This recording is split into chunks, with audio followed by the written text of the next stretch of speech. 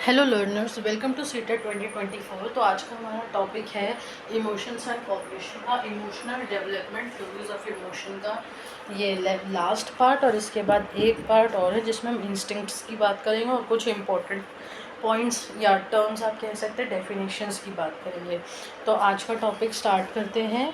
पहले हमारी थ्योरी है कुछ मतलब एक्स्ट्रा थ्योरीज है ये विलियम कार्ल और जेम्स लैंग की।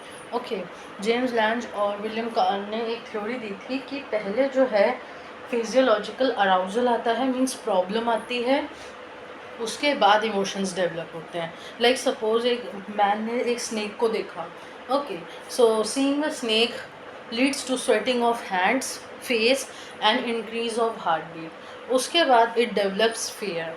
Then this means physiological responses stimulates emotions. Okay, पहले एक प्रॉब्लम अराउज हुई, उसके बाद कुछ हमारे रिस्पॉन्स है जैसे कि स्वेटिंग वगैरह, हार्ट बीट तेज़ होना, फेस के एक्सप्रेशंस चेंज होना, डर लगना, फियर आना, ओके, स्केयर्ड हो जाना। उसके बाद इमोशंस अराइज होते हैं। कैनन बार्ड ने क्या कहा था? कैनन बार्ड ने जेम्स लैंज की थ्योरी को बिल्कुल ही अपोज कर दिया था। उन्होंने कहा physiological and arousal and emotions happen simultaneously. Physiological arousal और इमोशंस दोनों साइमल्टेनियसली होते हैं। जैसे कि पहले हमने एक स्नेक को देखा, देखते ही stimulus then response, emotions bring physical response. उन्होंने कहा जैसे कि एक स्नेक का अराउजल हुआ तो हार्ट पाउंडिंग मतलब कि स्वेटिंग, हार्ट बीट तेज़ होना और फियर इमोशंस दोनों साथ साथ होते हैं।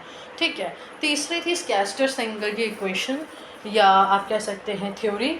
ओके, उन्होंने कहा था any physiological arousal triggers cognitive label. Two factor theory उन्होंने दी थी जैसे कि run, fasten heartbeat, anger, fear, normal, which level?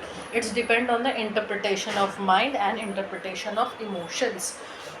उन्होंने कहा था सपोज एक स्नेक हमने देखा, हम भागे, हमारी हार्ट बीट तेज़ हो गई, तो वो डिपेंड करता है हमारा माइंड क्या इंटरप्रेट कर रहा है उस इमोशन को लेके। या तो वो एंग्री हो जाए, या तो उसको डर लगे, या फिर वो नॉर्मल रहे। कोई भी सिचुएशन के बेसिस पे कॉग्निटिव लेबल डिसाइड होता है, इंटरप्रेट करता है हमारा माइंड कैसे इमोशंस को, उसके बेसिस पे फिजियोलॉजिकल अराउजल को भी डिस्क्राइब होता है। ये स्कैस्टर सिंगर ने कहा था। जैसे कि arousal leads to heart pounding, sweating and cognitive label साथ में दैट आई एम स्केयर्ड। अगर कॉग्निटिव लेबल ब्रेन ने जो बनाया, इंटरप्रेट करा माइंड में कि मैं डर गया, तो इमोशन क्या होगा? फियर। वहीं अगर उसके किसी नियर एंड डियर वंस को स्नेक ने बाइट कर लिया तो उसका अराउजल कैसा होगा, तो उसका इंटरप्रिटेशन कैसा होगा माइंड में? एंग्री होने का। तो वो क्या कहेगा? I am angry because my near and dear ones are been caught up by the snake. ठीक है। तो ये एक स्कैस्टर सिंगर इक्वेशन की एक और थ्योरी थी। अब दो कुछ क्वेश्चंस बनते हैं जैसे कि डेमोक्रेटिक क्लासरूम इन्वायरमेंट, ये जो होता है ये बेस्ट सूटेड होता है चिल्ड्रंस के इमोशनल डेवलपमेंट के लिए। और वहीं एक और क्वेश्चन होता है कि एक एग्ज़ाम में देविका जो है वो बहुत एक्साइटेड है, एनर्जाइजिंग है, वेरी पॉजिटिव है, ठीक है, एक्साइटेड भी है साथ ही में, और राजेश जो है वो डिस्करेजिंग है। क्यों? Because they differ in their emotional experiences due to difference in their level of adaptation.